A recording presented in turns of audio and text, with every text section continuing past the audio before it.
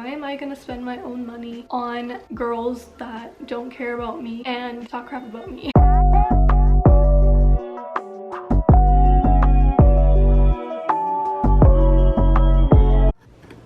Welcome back to my channel. If you're new here, make sure you're subscribed. Make sure you give this video a like. Don't forget to follow me on Instagram, TikTok, Snapchat, Twitter. Today's video is gonna be about my bad roommate.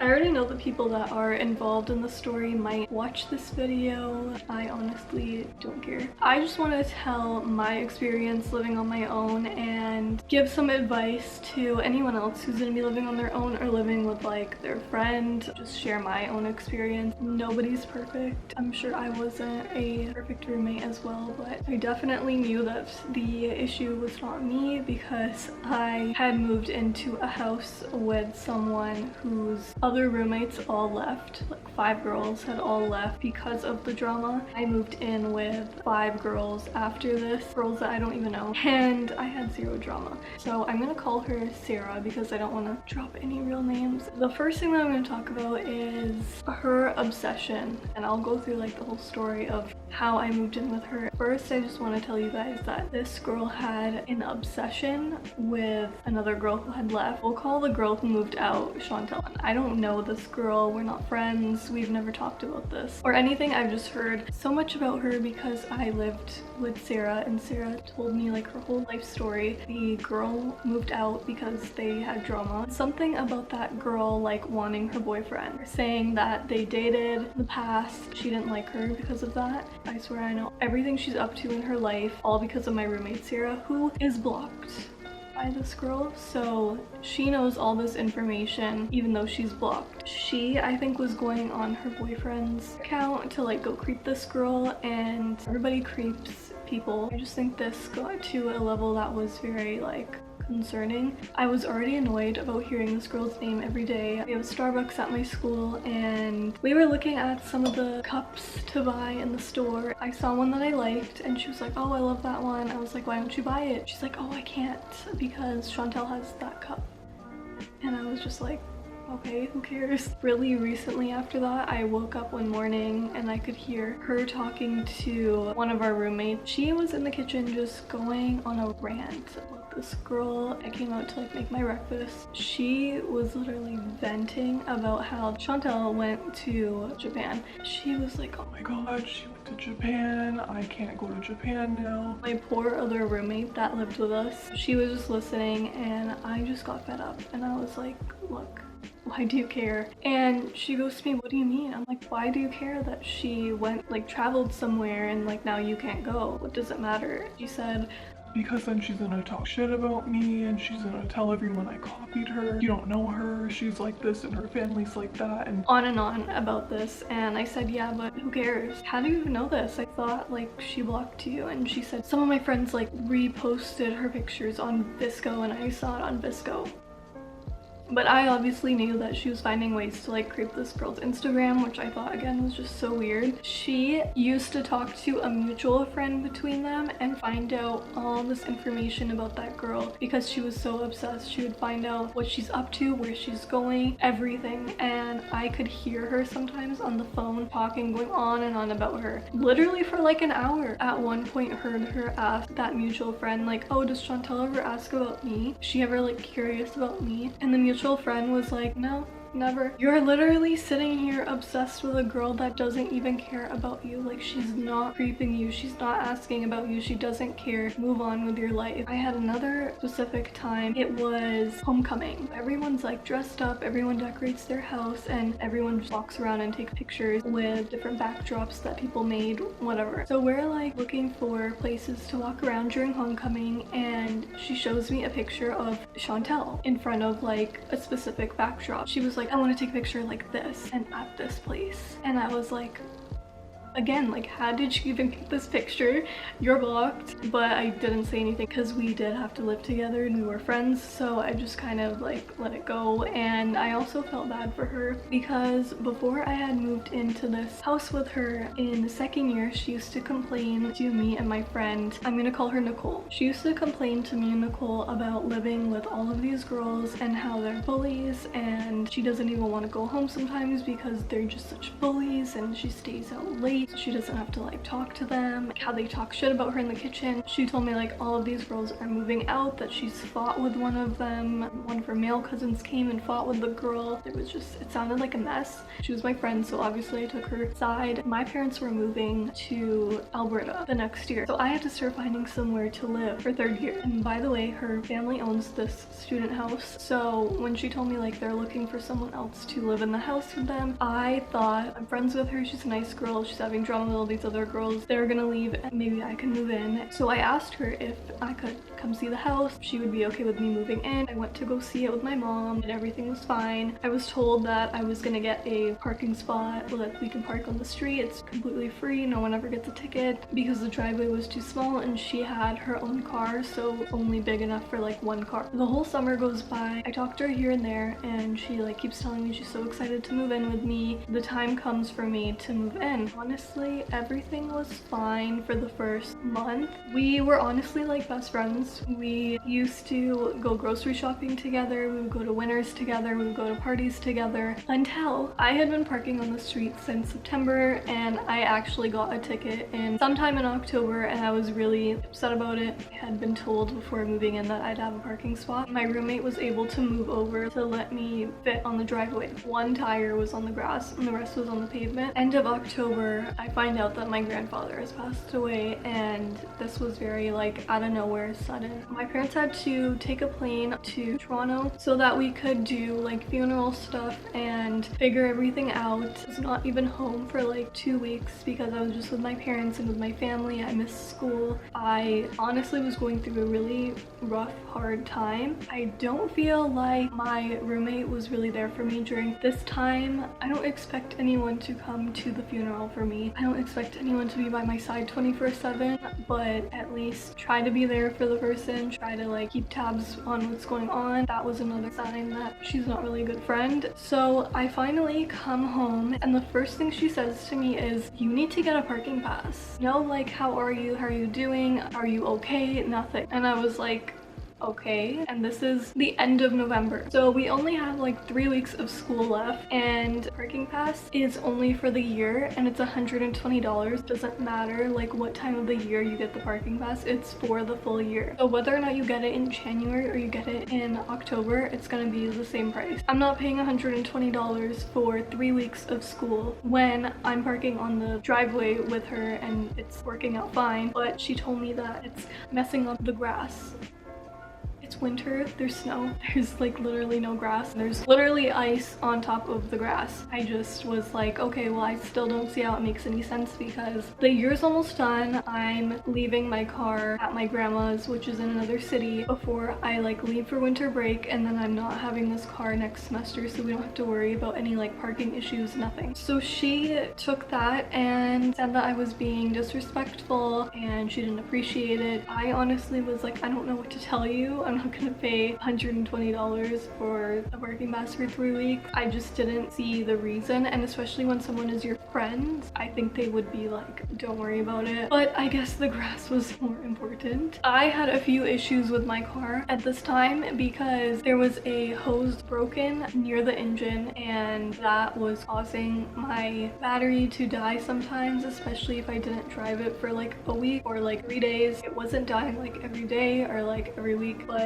if I did take, you know, 3 days, not like I'm not going anywhere, I'm not going to work for 3 days, then it would die. So I had been getting her brother to help me boost the car because he knew how to do it, and we had only done it like twice before this. Once when I came back from my fall break, and I think one more time right before I went to the airport to pick up my parents for the funeral and everything, because I hadn't driven the car for like 3 days. So now it's like December and I needed to boost it again because I hadn't driven it and it was so cold outside. The hose was broken, so it died. I had told her about it and I said like, look, I have work tomorrow at like 4 p.m. and I need my car to be boosted. I'm probably gonna ask your brother tomorrow. And she looked at me and said, he's not doing too well, he's sick. He hasn't came out of his room, he's not doing good at all. So I felt bad. By the way, her brother lived with us in the basement. I don't know if I mentioned this. So I had messaged him just to see like if he's okay. It sounded like really serious. I just wanted to check up and say like, are you okay? He messages me back and says, I'm completely fine. Like nothing's wrong, I'm at the gym. So I was like really confused at this point, and it kind of made me think like, does she not want me to ask them for help anymore? Because that was kind of the vibe I was getting. So I asked him myself like, would you mind helping me boost my car tomorrow? And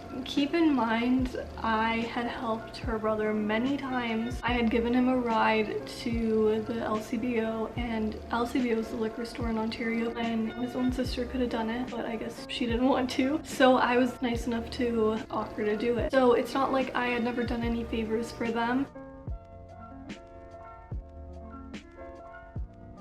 He tells me he can't help me boost my car because his dad said that it's gonna ruin their car. I took it upon myself to ask my dad, who literally could be a mechanic himself, if that's true. And my dad said, no, it doesn't. Unless you're doing it every single day, then it might have an effect. But if you're doing it once in a while, like this is like, I haven't asked for like a few weeks. I had said that it doesn't ruin your car, but that's okay. I'll ask someone else. I decided to ask another friend. She also lived in Hamilton, which is where we went to school, and she had a car. And she's also friends with me and Sarah. And we were a group of 3. So I asked her because she's like my next like best friend. I was like, I have work at 4, so would you be able to help me? And she literally said to me, if I'm in the area at 4, then yeah, I'll come help you. But if I'm not, then I'll let you know. And I was just like, that's not really reliable because I have work at a set time. I can't just like wait around and assume somebody's gonna come help me when they haven't given me like a for sure yes or no. I just told her like, you know what, forget it, I'm gonna do it myself. And I literally had to ask a taxi driver to help me boost my car because none of my friends who all have cars wanted to help me. I paid about like $20 for someone to do that.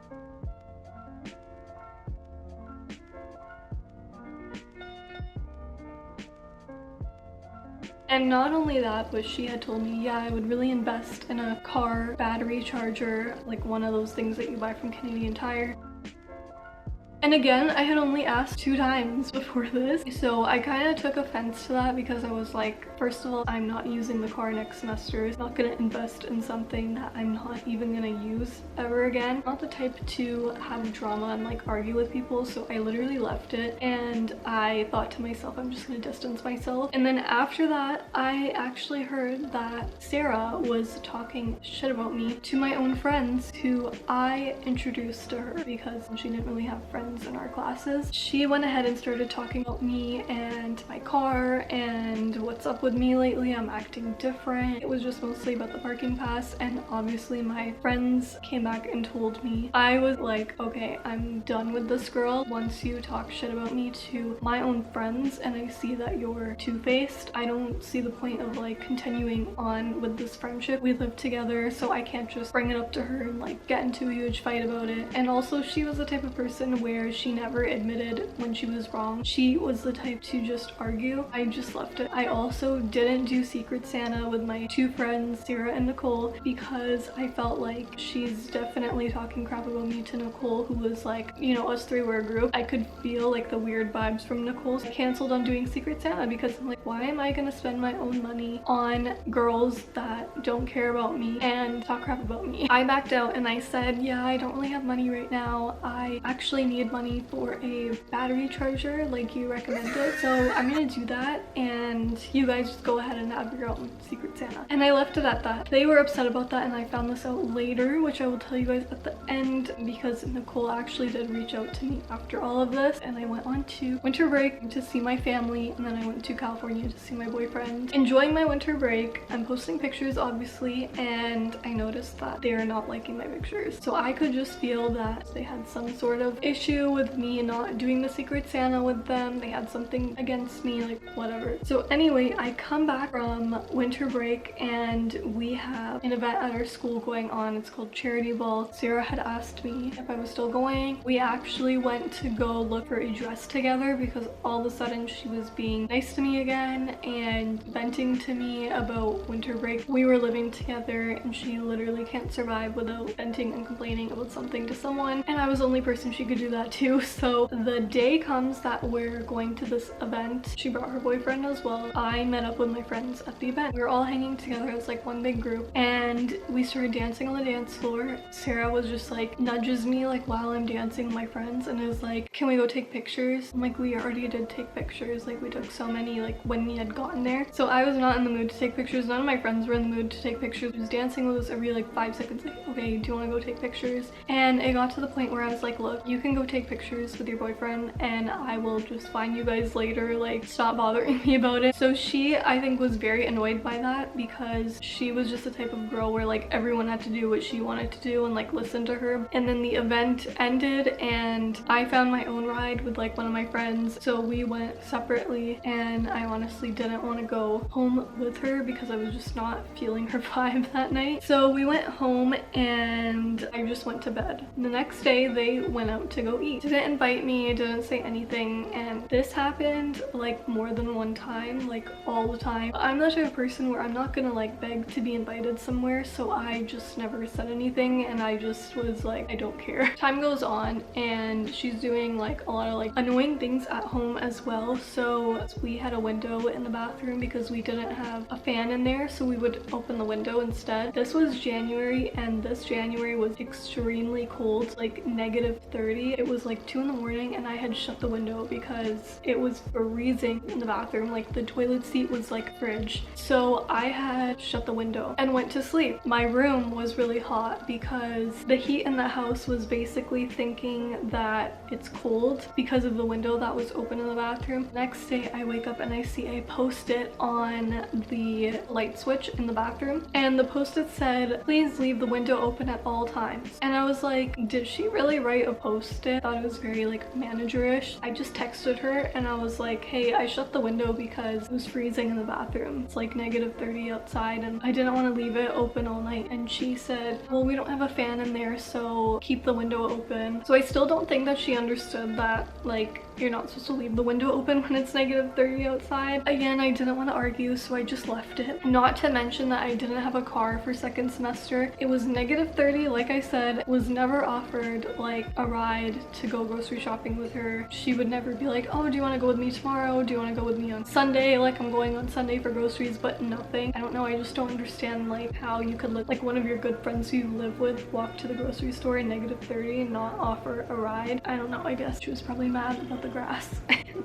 We have another break that happens in February, and it's for 1 week. I had went to California to meet my boyfriend's, his whole family for the first time. I remember telling her about it. I took pictures, obviously. Again, my roommate and my other friend weren't liking them. I came back and she was like, you met the parents? Like, wasn't that like so weird? Wasn't it awkward? My boyfriend's sister is my age and my boyfriend is 3 years younger than me. So she brought that up and she was like, how was his sister? Like, was she weird? Was it awkward that you guys are the same age? Like, oh, like I was like, no, it wasn't awkward. They were super nice and everything went good. And she had like nothing to say. It seemed like that was like not at all what she was expecting or even like hoping. After hearing like that kind of response when I come back from like something that's supposed to be like such a happy moment, such a big thing, I just like continued to keep my distance, and she actually continued to do that as well. We kind of just like stayed to ourselves. I don't know when it started to get very like a lot of tension between us because I stayed to myself and I hung out with my other friends, like my other class friends more. And then you guys, my birthday comes.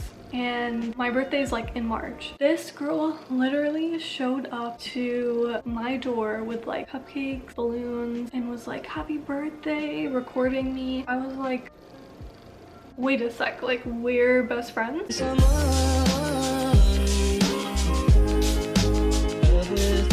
Sarah and her family have gone out of their way multiple times to help you, especially because your family left you. She says she doesn't have time for this, but she literally sent me anonymous